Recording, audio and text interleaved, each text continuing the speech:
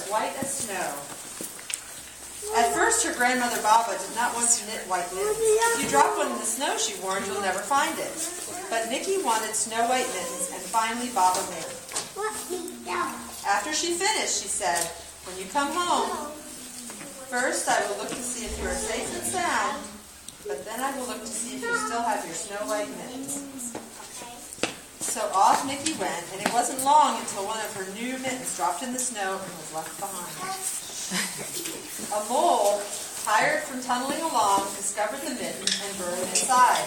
It was cozy and warm and just the right size, so she decided to stay.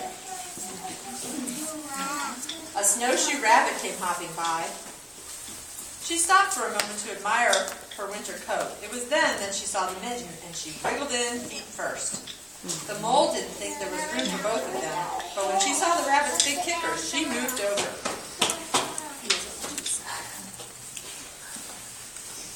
Next, the hedgehog came snuffling along.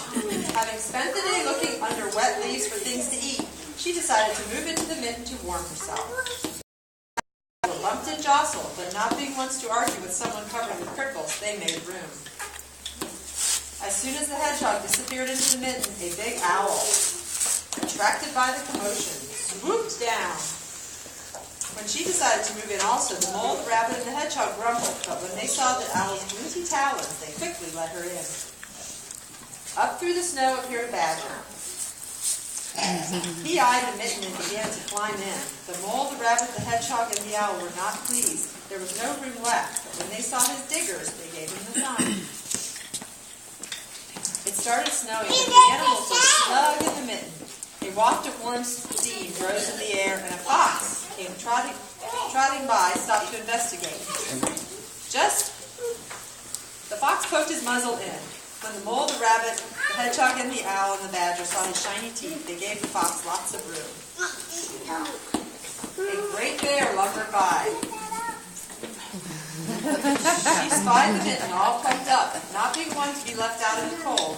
She began to nose her way in to the mitten. The owls were packed as tightly as could be, but what animal could argue with the bear? The mitten swelled and stretched. It was pulled and bulged to many times its size, but Baba's good knitting held fast. Along came a meadow mouse, no bigger than an acorn.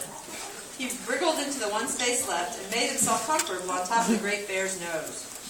The bear, tickled by the mouse's whiskers, gave an enormous sneeze. Achoo! The force of the sneeze shot the mitten up into the sky and scattered the animals everywhere.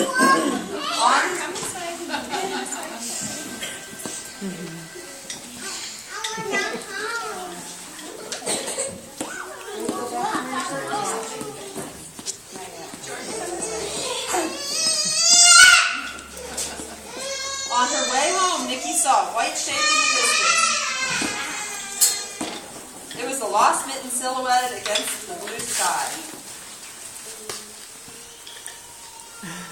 As she ran to catch her snow-white mitten, she saw Baba's face in the window. First she looked to see if she was safe and sound, and then she saw that she still had her new mittens.